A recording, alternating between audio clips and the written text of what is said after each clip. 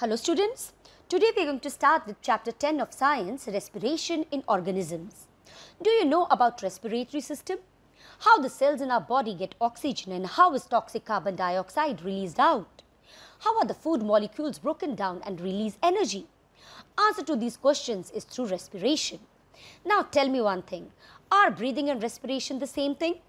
Let's understand what exactly the difference between these two is. To begin with, I want you to answer a simple question. How do we get energy to perform all the activities? Most of you will answer from the food we eat. Well, that's partially correct. The food we eat is the source of energy, which means the energy is stored or locked in the food. In order to unlock or derive the energy from it, food needs to be broken down, and this requires oxygen. So we can say that the process in which food is broken down in the cells with the help of oxygen to release energy is called respiration. And how is it different from breathing then? Well, breathing doesn't involve breakdown of food molecules inside the cells. In fact, breathing is purely exchange of gases, oxygen and carbon dioxide. So the activity of inhalation and exhalation is breathing, whereas deriving energy from food molecules with the help of oxygen is respiration. Does this mean breathing is a part of respiration? Absolutely. Breathing is a smaller process which is considered as a part of a larger process of respiration. Now let us learn about respiratory system in humans. This is how respiratory system look like. It begins from the nose here and ends at the alveoli in the lungs. Let us get introduced to each part in detail. First comes the upper respiratory tract. It consists of nasal cavity, the pharynx and the larynx. This part of a nasal cavity is known as vestibule region. Any guesses what is the function of this region? The region has the lining of mucus that help trap any foreign particles which enters through the inhaled air. Also the hair in this region repels the trapped particles out. Next part is pharynx. This is common connection between respiratory and the digestive tract. And why do we say so? Well, as you can see here, this acts like a common passage between the nasal chamber on the top and the windpipe and the food pipe just lying below it. The pharynx performs one of the most crucial tasks. Imagine what will happen if small amount of a food enters the respiratory tract by mistake. Apart from the discomfort caused, it will be a serious concern. But how does the food know the way to the food pipe each and every time? Why doesn't the food enter the windpipe? Well, that's taken care by pharynx. Do you notice a small flap here?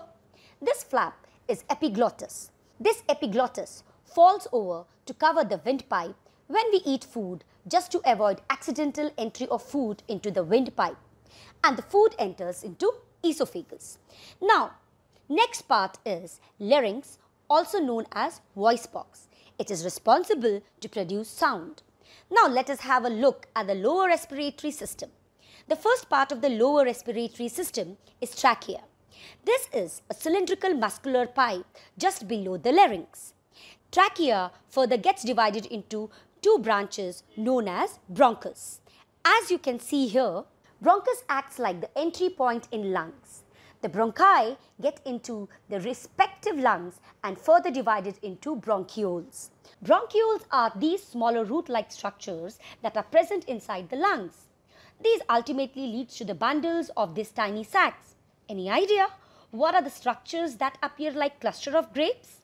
These are alveoli, which is actual sites of gaseous exchange. That is, the exchange of oxygen and carbon dioxide between the lungs and the blood occurs in alveoli. If we zoom in to see alveoli, we find that the cluster is richly supplied with blood capillaries. Alveoli is composed of single membrane, which helps in easy exchange of gases between the alveoli and the RBCs flowing through the capillaries. The process of gas exchange occurs via diffusion. So, oxygen that has come to alveoli gets diffused to cross the membrane and is grabbed by RBCs. Once this is done, the carbon dioxide also gets into the alveoli via diffusion, and this carbon dioxide travels back to the complete tract to reach the nostrils and move out of the body.